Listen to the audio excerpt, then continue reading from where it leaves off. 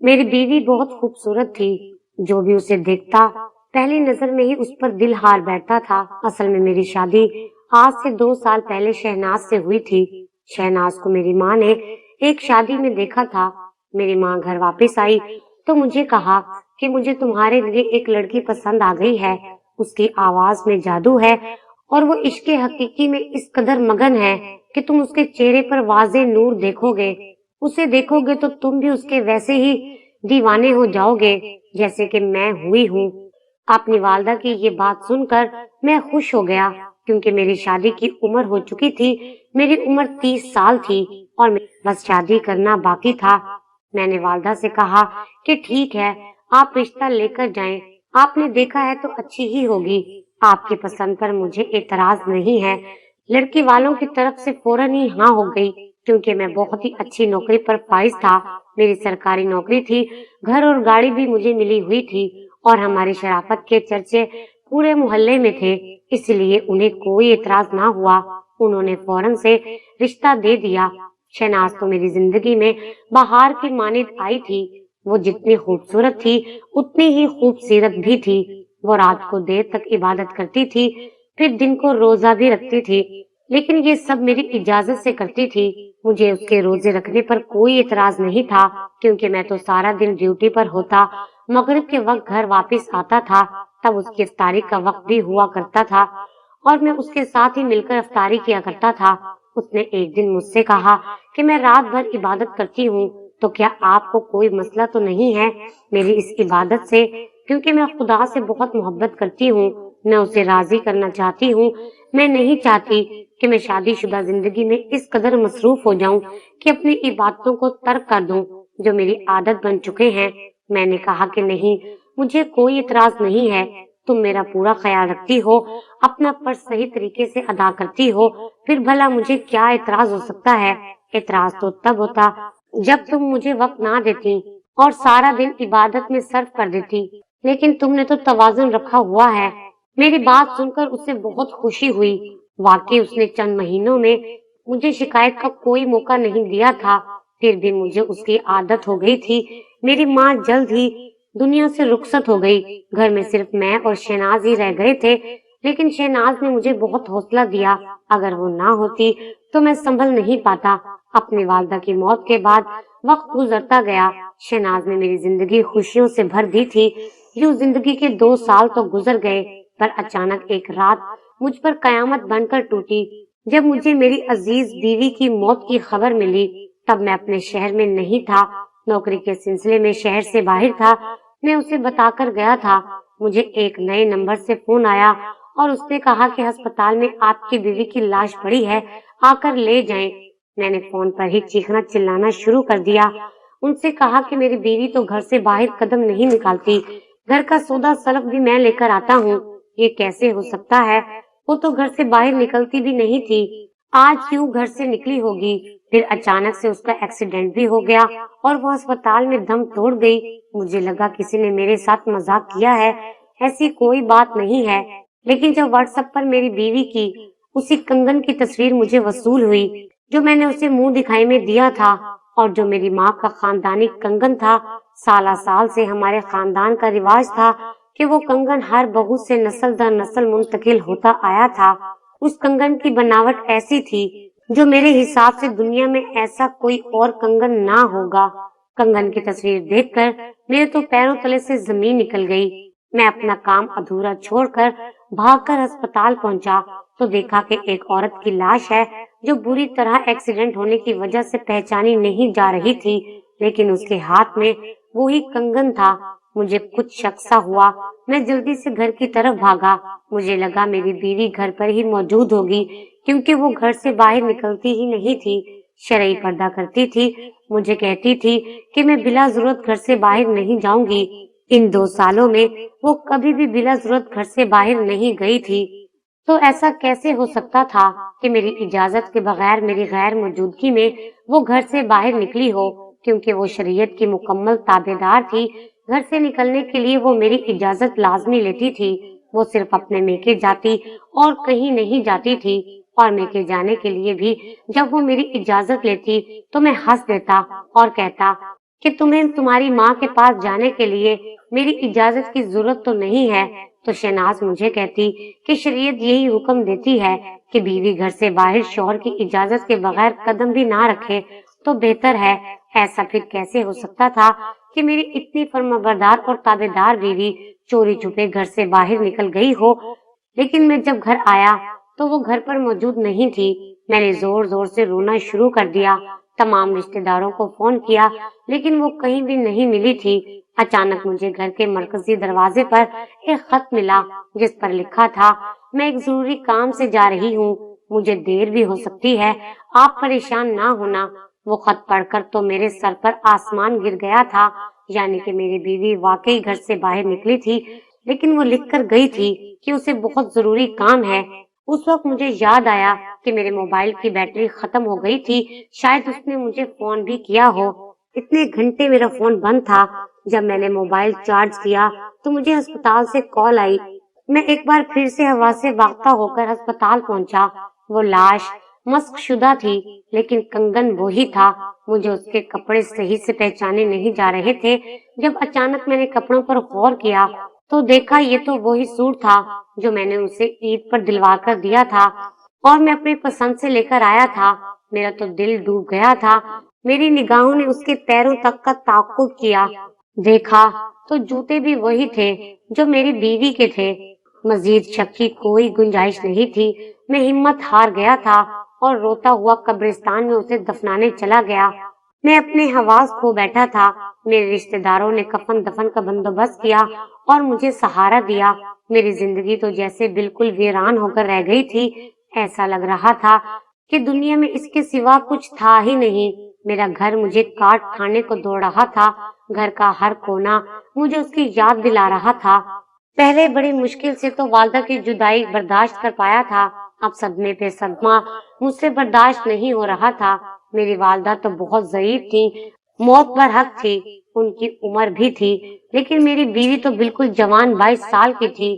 موت تو کسی بھی وقت آ سکتی ہے، لیکن جوانی کی موت بہت تکلیف دہ ہوتی ہے۔ والدہ کے وقت تو میری بیوی نے مجھے سنبھال لیا تھا، لیکن اب تو مجھے کوئی سنبھالنے والا بھی نہیں تھا۔ ایک دوپہر میں سورج سوا نیزے پر تھا کہ اچانک دروازے پر زور زور سے دستک ہوئی۔ میں نے دیکھا تو میرا پڑوسی تھا جو فقیر بنا ہوا تھا۔ فقیر تو وہ پہلے بھی تھا، اس کا کام بھی یہی تھا، گلی گلی گھوم کر خیرات لینا۔ میں نے جیب سے پیسے نکال کر اسے دیے۔ اس نے مجھ سے کہا کہ تمہاری بیوی کو اللہ پاک نے بہت حسن دیا ہے، مگر تم اس کی عزت کی حفاظت نہیں کرتے۔ بیوی کی عزت کی حفاظت کیا کرو۔ اس فقیر کی بات سن کر میں حیران ہو گیا۔ میری بیوی تو دنیا میں ہی نہیں تھی تو میں اس کی عزت کی حفاظت کیسے کر سکتا تھا؟ وہ فقیر مجھے کوئی پاگل لگا تھا۔ ویسے بھی پورے محلے میں وہ ایک پاگل ہی مشہور تھا۔ میں نے اسے پیسے پکڑائے، لیکن وہ پیسے اس نے نہیں لیے اور وہ وہاں سے چلا گیا۔ لیکن یہ سلسلہ ختم نہیں ہوا۔ روزانہ دوپہر کو میرا پڑوسی فقیر میرے گھر آ جاتا اور ایک ہی بات کہتا کہ اپنی بیوی کی عزت کی حفاظت کرو۔ مجھے ایسا صدمہ لگا تھا کہ میں نے نوکری پر جانا بھی چھوڑ دیا تھا۔ آفس سے 2 مہینے کی چھٹی لے لی۔ سرکاری نوکری میں چھٹی بہت مشکل سے ملتی ہے، لیکن میں نے بیماری کی درخواست دی اور مجھے چھٹی مل گئی۔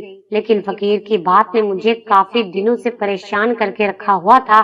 وہ میرا پڑوسی تھا، پہلے تو کبھی ہمارے گھر روز نہیں آتا تھا اور یہ بھی جانتا تھا کہ میری بیوی مر چکی ہے۔ وہ پیسے بھی نہیں لیتا تھا، کچھ اور بات بھی نہیں کرتا تھا، صرف ایک ہی جملہ آ کر میرے سامنے دہرا جاتا۔ روزانہ میں اسے ڈانٹ ڈپٹ کر بھگا دیا کرتا تھا، بیوی تو اس دنیا میں نہیں ہے، تم ضرور پاگل اور دیوانے ہو گئے ہو، مجھے پریشان نہ کرو، میں پہلے ہی پریشان ہوں۔ لیکن ایک بات جو مجھے کھٹک رہی تھی وہ یہ کہ وہ میری بیوی کا ہی ذکر کیوں کیا کرتا تھا؟ وہ میری بہن یا بیٹی کچھ اور کیوں نہیں بولتا تھا؟ صرف بیوی کی عزت کی حفاظت کا کیوں کہتا تھا؟ پتہ نہیں کیوں مجھے اس کی یہ بات بے سکون کر گئی تھی۔ لیکن میں نے یہ سوچ کر ذہن سے خیال نکال دیا کہ میری بیوی تو مر چکی تھی اور اسے میں اپنے ہاتھوں سے قبر میں اتار کر آیا تھا، تو اب حفاظت کیسی؟ قبر کا سوچتے سوچتے اچانک میرا دل کیا کہ میں اپنی بیوی کی قبر پر جاؤں اور فاتحہ پڑھ کر آؤں۔ مجھے اس کی بات یاد آ رہی تھی، لیکن یہ رات کا وقت تھا، پر کہتے ہیں نا मोहब्बत अंधी होती है, इसलिए मुझे कोई फर्क नहीं पड़ा। मैं सीधा कब्रिस्तान की तरफ चल पड़ा, लेकिन जब मैं वहां पहुंचा तो सामने का मंजर देखकर मेरी रूह लरस गई थी। मेरे सर पर जैसे आसमान गिर गया, फिर पैरों तले से जमीन निकल गई, क्योंकि मेरे सामने मेरा पड़ोसी खड़ा था और मेरी बीवी की कब्र पर ना जाने क्या करने की कोशिश कर रहा था। मैंने फौरन से उसे गिरेबान से पकड़कर दबोच लिया और जमीन पर गिरा दिया। मैंने उससे कहा कि वो यहाँ क्या कर रहा है, ये तो मेरी बीवी की कब्र थी। उसे कैसे मालूम हुआ कि ये कब्र शहनाज की है, और रोजाना मेरे ही घर के दरवाजे पर आकर मेरी बीवी के मुतल्लिक ऐसा जुमला कहता था। उस फकीर को अपनी बीवी की कब्र पर देखकर मेरी जो कैफियत थी, मैं उसे बयान नहीं कर सकता था। मैंने उस फकीर से कहा कि मुझे सारी हकीकत बता दो कि तुम यहाँ पर क्यों आए हो, तुम कौन हो और रात के इस पैर पर यहाँ क्या कर रहे हो, तुम्हारा मेरी बीवी से क्या ताल्लुक है, तुम शहनाज को कैसे जानते हो, मेरे घर के दरवाजे पर आकर तुम बार बार मेरी मरी हुई बीवी के मुतालिक ऐसी बात क्यों करते थे। उसने मेरी बात का कोई जवाब नहीं दिया और रोने लगा। मैंने उससे कहा, मुझे मेरी बात का जवाब दे दो, मुझे सारी सच्चाई बता दो, वरना मैं यहीं पर तुम्हारी कब्र बनाकर तुम्हें भी दफन कर दूंगा। उसने कहा कि मैं सब कुछ बताता हूँ। हाँ, मैं तुम्हारी बीवी शहनाज को जानता था, उसकी मौत कैसे हुई ये सारी कहानी मुझे मालूम है, लेकिन जो बार बार मैं तुम्हारे सामने एक ही जुमला दोहराता था, उसके पीछे क्या राज है वो भी सब मैं बताता हूँ। जब उस पड़ोसी ने कहा तो मैंने उसका गिरेबान छोड़ दिया। मैंने उससे कहा कि मेरे घर चलकर आराम से मुझे सारी बात बताओ। मैं उसे अपने घर लेकर आया, क्योंकि मैं ये राज जानना चाहता था। अगर मैं उसे शहनाज की कब्र पर ना देखता तो उसे वाकई पागल समझता, पर शहनाज का अचानक घर से बाहर निकलना, फिर उसकी मौत हो जाना और उसके बाद उस फकीर का बार बार मेरे दरवाजे पर आकर रुककर एक बात कहना, ये सब मेरे लिए एक पहेली बन चुका था और मुझे इसको हल करना था। शहनाज की अचानक और खुफिया तौर पर होने वाली मौत ने मुझे बहुत कुछ सोचने पर मजबूर कर दिया था। वो घर से निकली ही क्यों थी, और इस सवाल का जवाब जरूर उसी फकीर के पास था। बेहतर यही था कि मैं इसे पुरसुकून जगह पर ले आऊं ताकि मुझे सारी बात बता सके। मैं उसे घर ले आया। उसने मुझे सारी कहानी सुनाना शुरू की। जैसे जैसे वो बोलता गया, मेरे तो ओसान खता होते चले गए। मुझे यकीन नहीं आ रहा था। मेरे पास उसकी बात पर यकीन करने के अलावा और कोई रास्ता भी तो नहीं था। उसने बताया कि मैं कोई भिखारी नहीं हूँ, बस मैं एक मकसद के लिए भिखारी बना हुआ था। मैं सारा सारा दिन गलियों में घूमता फिरता था, भीख मांगता था। यूं एक दिन मैंने तुम्हारी बीवी को देखा। वो पर्दे में थी, मगर वो अपनी चाल ढाल से बड़ी हसीन लग रही थी। फिर जिस तरह मैं हर घर के बाहर जाकर सदा लगाता था, उसी तरह मैंने तुम्हारे घर में सदा लगाई। तुम्हारी बीवी मुझे खैरात देने आई थी, लेकिन मैंने उसका चेहरा नहीं देखा। वो बहुत ही पर्देदार खातून लगती थी। वो जिन हाथों से मुझे खैरात देती थी, वो हाथ भी उसने अपने दुपट्टे में ढांपे हुए होते थे। उसे देखने का मेरे दिल में तजस्सुस और बढ़ गया था। वो मुझे खाना देती थी, फिर बर्तन वापस करने दोबारा उसके पास आता था, लेकिन एक दिन अचानक उसके चेहरे से दुपट्टे का पल्लू सिरक गया तो मैंने उसका चेहरा देख लिया। मुझे कोई फर्क नहीं पड़ता अगर मैं वाकई एक फकीर होता और भीख मांगने के लिए आता, लेकिन मेरी हकीकत कुछ और थी। मैं तो फकीर के भेष में मारा मारा फिरता था। मैं तो असल में एक बुरा इंसान था और बुरा कारोबार करता था, यानी खूबसूरत लड़कियों को फरोख्त करने का कारोबार। इसलिए फकीर के भेष में मैं घर जाता, जहाँ पर कोई मुझे खूबसूरत लड़की नजर आती, मैं उसका पीछा करता, उसके घर की रेकी करता। फिर जिस दिन मुझे मौका मिलता, अपने साथियों के साथ मिलकर उस लड़की को अगवा कर लेता, फिर आगे फरोख्त कर देता और बड़ी कीमत वसूल करता। शुरू से ही मेरा यही कारोबार था। मुझे इस काम के बहुत ज्यादा पैसे मिलते थे। जितनी खूबसूरत लड़की होती थी, उतने ही पैसे ज्यादा मिलते थे। मैं काफी दिन तक तुम्हारे घर आता रहा, लेकिन तुम्हारी बीवी ने अपना चेहरा नहीं दिखाया। लेकिन एक दिन गलती से उसके निकाब का पल्लू ढलक गया। मैंने उसे देखा, फिर मैं पलक झपकना भूल गया। वो सिर्फ खूबसूरत ही नहीं थी, बल्कि उसके चेहरे पर तो अजीब सा नूर था। खूबसूरत लड़कियां तो मैंने बहुत देखी थी, लेकिन तुम्हारी बीवी जैसी लड़की मैंने पहली बार देखी थी। ना जाने क्या था उसके चेहरे में। काफी देर तक तो मैं यही सोचता रहा।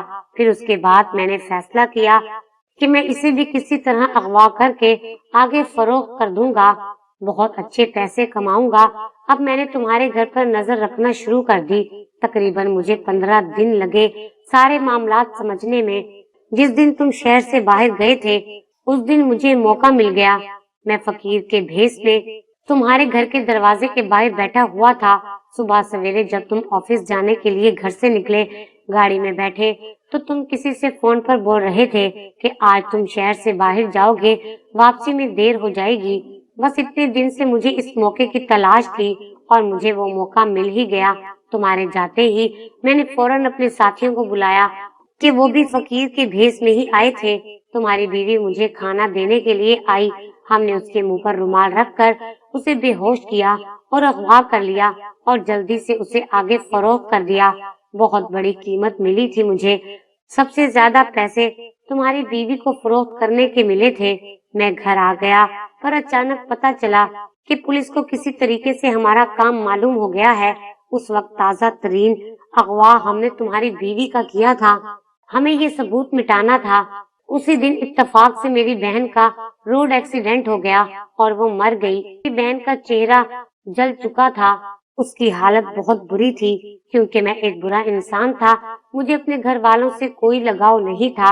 अपने बचाव का एक ही रास्ता मुझे नजर आया। मेरे जहन ने फौरन एक प्लान तरतीब दिया। मैं अपनी बहन की लाश को वसूल करके घर ले आया। तुम्हारी बीवी के हाथ में जो कंगन था वो पहले ही मैंने उतार लिया था। मैं फौरन से तुम्हारे घर की दीवार फलांग कर तुम्हारे घर घुस गया। वहां से तुम्हारी बीवी का एक जोड़ा और एक जूते उठा लाया। फिर मैंने अपनी बहन की लाश को पहना दिए। मैंने उसके कपड़े इस तरह कर दिए जैसे हादसे के बाद होता है। उसके बाद तुम्हारे घर के मरकजी दरवाजे पर एक खत लिखकर लटका दिया। ये सब मैंने इतनी जल्दी में किया कि मुझे चंद घंटे ही लगे। मैंने तुम्हें खुफिया नंबर से कॉल की कि तुम्हारी बीवी का हादसे में इंतकाल हो गया है। इस वाक़ये के बाद मैंने भी अभी ठीक से लाश संभाली नहीं थी कि मेरी बहन के साथ गुजरे हुए बचपन के लम्हात मुझे याद आने लगे। मुझे बेचैनी होने लगी क्योंकि दूसरों के मरने में और अपनी बहन के मरने में बहुत फर्क था। मैं चाहे जितना ही पत्थर दिल इंसान क्यों ना था, लेकिन बचपन की बातें मेरे जहन में फिल्म की मानित चलने लगी थी। ये सिलसिला यहीं पर खत्म नहीं हुआ। मेरी बहन रोजाना मेरे ख्वाब में आने लगी और मुझे आकर खौफजदा करने लगी। मुझसे ये कहने लगी कि मेरी कब्र पर तुमने किसी और के नाम का कुतबा क्यों लगाया है।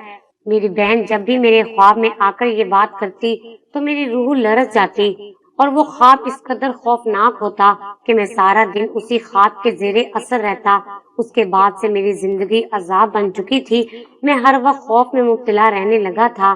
फिर मुझे तुम्हारी बीवी का नौरानी चेहरा याद आने लगा। मुझे एहसास हो गया कि मैं कितने गुनाहों में था। मैं रोजाना रात को अपनी बहन की कब्र पर जाता और वो कुतबा हटाने की कोशिश करता, मगर मुझसे वो कुतबा हिल नहीं रहा था। मैं अब भी बड़ी बुरी तरह फंस गया था।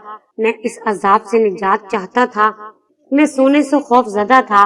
मैं आंखें बंद करता तो मुझे एक ही ख्वाब नजर आता। मेरी बहन मुझे ख्वाब में कहती कि तुमने शहनाज और मेरे साथ बहुत बुरा किया, तुम्हें मरने के बाद इसका जवाब देना होगा। मैं बहुत तकलीफ में हूँ, मुझे इस तकलीफ से निजात दिलाओ, ये कुतबा यहाँ से हटाओ। मैं पुलिस के हाथों नहीं लगा, लेकिन कुदरत की लाठी मुझे बड़े जोर की लगी थी। मैं तो इस कदर बीमार हो गया कि कुछ कर भी नहीं सकता था। मैंने जिसको तुम्हारी बीवी बेची थी वो लोग बहुत ताकतवर थे। शहनाज को वहां से वापस लाना मेरे बस की बात नहीं थी। मेरे तमाम साथी रूपोश थे, मगर मुझे ख्याल आया कि मैं तुम्हें इशारों इशारों में समझाऊं, क्योंकि मुझ में तुम्हें सच बताने की हिम्मत नहीं थी। लेकिन फिर भी तुमने मुझे पकड़ लिया और मुझे सारी सच्चाई बतानी पड़ी। उस शख्स की बात सुनकर मुझे लग रहा था कि मेरे जिस्म में रूह तक नहीं रही, यानी मेरी बीवी शहनाज जिंदा थी और वो बहुत बुरे लोगों के हाथों में थी। मेरी इतनी पाकीज़ा बीवी तो कांच की बनी हुई थी, हाथ लगाओ तो टूट जाएगी। न जाने जालिमों ने उस पर क्या सितम ढाए होंगे। रात काफी हो चुकी थी पर मुझसे सब्र नहीं हुआ। मैं फौरन ही पुलिस के पास चला गया। मैंने उस शख्स से कहा कि वो लोग कहाँ हैं। उसने सारा पता मुझे समझाया। मैंने पुलिस को सारी हकीकत बता दी। उन्होंने रातों रात मेरी बीवी को बरामद करवा दिया جب اتنے عرصے بعد میں نے شہناز کو زندہ سلامت اپنی آنکھوں کے سامنے دیکھا تو مجھے اپنی آنکھوں پر یقین نہیں آیا۔ میں تو ہر امید کھو بیٹھا تھا، لیکن میری بیوی میرے سامنے تھی اور وہ برآمد ہو چکی تھی۔ وہ بہت کمزور ہو گئی تھی۔ میں اس سے لپٹ کر برے طریقے سے رونے لگا، وہ بھی رونے لگی۔ میں اسے گھر لے کر آ گیا۔ میں نے اسے کھانا کھلایا، پھل وغیرہ کھلائے، لیکن وہ کچھ کھانے کو تیار نہیں تھی۔ میں نے اپنی محبت کا واسطہ دے کر اسے کھانے کو کہا۔ اس نے کھانا شروع کیا۔ اس کی کمزور حالت دیکھ کر مجھے کچھ سمجھ نہیں آ رہا تھا کہ میں کیا کروں۔ میرا دل چاہ رہا تھا کہ ایک ہی دن میں اسے پہلے کی طرح کھلا پلا کر صحت مند کر دوں۔ شہناز نے بتایا کہ اس کے ساتھ ابھی تک کچھ غلط نہیں ہوا۔ یہ اس پر اللہ تعالیٰ کا خاص کرم تھا، کیونکہ اسے دبئی بھیجنے کی تیاری کی جا رہی تھی، اس لیے اسے کسی قسم کا کوئی نقصان نہیں پہنچایا گیا تھا۔ شہناز کی بات سن کر مجھے سکون ملا تھا۔ ایسا نہیں تھا کہ اگر اس کے ساتھ کوئی غلط حادثہ ہوتا تو میں اسے چھوڑ دیتا، لیکن مجھے خوشی تھی کہ اسے کسی بھی تکلیف سے نہیں گزرنا پڑا تھا۔ وہ بس پریشانی میں بہت کمزور ہو گئی تھی۔ اللہ تعالیٰ کا شکر تھا کہ 2 ہفتوں کے اندر مجھے میری بیوی زندہ سلامت واپس مل گئی تھی۔ اگر اسے دبئی بھیج دیا گیا ہوتا تو اس کے ساتھ پتہ نہیں کیا ہوتا۔ اللہ تعالیٰ سے دعا ہے کہ تمام بہنوں بیٹیوں کی عزت کی حفاظت فرمائے۔ اس وقت میرے دل سے دعا نکلی تھی۔ میں نے اس فقیر کو بھی پولیس کے حوالے کر دیا۔ میں اسے معاف کرنے والا نہیں تھا۔ ٹھیک ہے، مجھے میری بیوی واپس مل گئی تھی، لیکن ان بیچاری لڑکیوں کا کیا جن کی زندگیاں اس شخص کی وجہ سے برباد ہوئی تھی؟ اتنے سالوں میں پتہ نہیں کتنی عورتیں اور لڑکیاں تباہ و برباد ہوئی تھی۔ اس کی سزا ملنی چاہیے تھی اسے، اس لیے میں نے اسے معاف نہیں کیا۔ اس نے بھی کوئی مزاحمت نہیں کی۔ شاید وہ خود بھی سزا بھگتنے کے لیے تیار تھا۔ وہ چاہتا تھا اسے سزائے موت ہو جائے، کیونکہ وہ اس اذیت سے چھٹکارا پانا چاہتا تھا۔ شاید وہ بھی سزا بھگتنے کے لیے تیار تھا۔ میری بیوی کی ذہنی حالت ٹھیک ہونے پر بہت وقت لگا تھا۔ پھر اچانک مجھے اس فقیر کے بھیس میں آئے ہوئے شخص کی بہن کا خیال آیا۔ مجھے یاد آیا کہ جس کی قبر پر ابھی بھی میری زندہ بیوی کے نام کا کتبہ لگا ہوا تھا۔ جیسے ہی مجھے یہ خیال آیا تو میں فوراً اپنے ساتھ ایک گورکن کو لے کر وہاں پر گیا اور وہاں میں نے اسی کے نام کا کتبہ لگوایا۔ شہناز کے نام کا کتبہ ہٹا لیا، اس پر فاتحہ پڑھی۔ اس کی وجہ سے میری بیوی واپس مجھے مل گئی اور وہ گروہ بھی پکڑا گیا۔ میں نے اس کی قبر پر کھڑے ہو کر اسے کہا کہ بہن، تم جو بھی ہو، تمہاری وجہ سے بہت ساری زندگیاں برباد ہونے سے بچ گئیں۔ اس گروہ کے تمام افراد پولیس کے ہاتھ لگ چکے ہیں۔ یقیناً تم کوئی نیک روح تھی۔ میں نے اس کی بہن کے لیے قرآن خوانی کروائی اور خیرات کروائی۔ شہناز کے ذہن پر اس واقعے کا اتنا برا اثر ہوا کہ مجھے اسے 1 مہینے تک ماہر نفسیات کے پاس لے کر جانا پڑا تھا، تب جا کر اس کی ذہنی حالت بہتر ہوئی۔ آج شہناز بالکل نارمل ہے، لیکن اس واقعے میں نے ایک سبق سیکھ لیا ہے کہ اپنی بیوی کو چاہے کچھ بھی ہو جائے اکیلے گھر چھوڑ کر نہیں جانا چاہیے۔ اگر گھر میں کوئی فقیر آ جائے کھانا مانگنے کے لیے، کوئی بوڑھی عورت یا کوئی مرد یا کسی بچے کو بھیج دے، لیکن جوان عورت کو نہیں بھیجنا چاہیے، کیونکہ زمانہ اس قابل نہیں رہا۔ میری بیوی بہت عبادت گزار تھی، اس کی کوئی نیکی کام آ گئی جو وہ ایسی جگہ سے بھی واپس آ گئی۔ آج میں اور میری بیوی شہناز پھر سے ایک نئی ہنسی خوشی زندگی گزار رہے ہیں۔